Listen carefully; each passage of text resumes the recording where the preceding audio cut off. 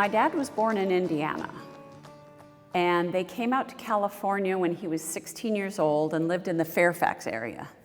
My grandpa and my uncle had a dry cleaning business, and my dad worked there.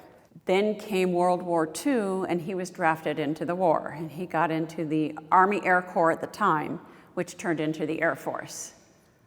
I think he mainly worked stateside, and he helped build planes, and he actually helped create manuals for those planes.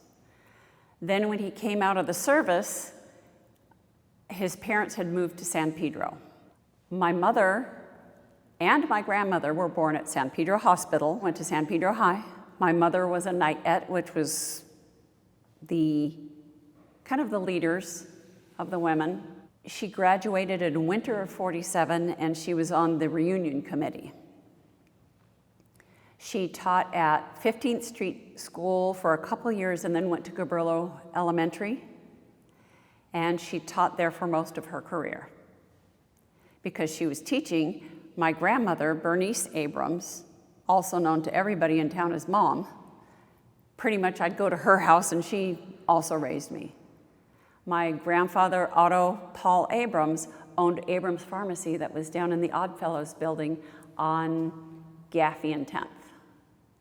And sometimes I could say that my mother was a jerk because she was the soda jerk at the soda fountain in the pharmacy.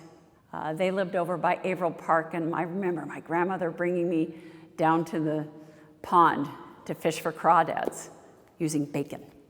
Bacon was better than marshmallows. We ate the marshmallows, we fished with the bacon. Both my mother and Dad's family attended the Church of Christ, Disciples of Christ, that was up on Summerland. So my parents going to the same church, the families knew each other. And my dad's mother adored my mother. They were two peas in a pod. So she very much approved of them dating. And when my mother turned 19, they got married. And they were married 73 years. And even a year before they passed, she would hold his hand and look up at him, her protector, her love. After my parents married, of course, they wanted to have a family. My mother's oldest sister had kids, and for some reason, she hadn't been getting pregnant. She went to the doctor and she had to have a hysterectomy. She couldn't have children, and she really wanted a child, a girl. So my mother and dad looked into adoption. They wanted certain ethnic background to match both my mother and my dad. There was German on both sides, there was Irish on both sides, and English.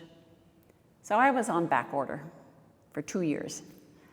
And one day, the Department of Adoption called them up and said, "Come on down, we have somebody for you to meet."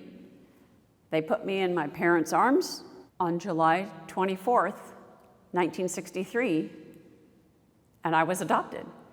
My mother didn't know she was bringing me home that day. But they brought me home, and they treated me just like their child. And I really felt I was their real child. They are my real parents. I have a biological parent somewhere, but my adoptive parents are my real parents. And some people question, why are you taking care of them? Why not put them in a home? They took care of me. My grandmother took care of me on my mother's side. So I took care of them for 15 years until their dying day.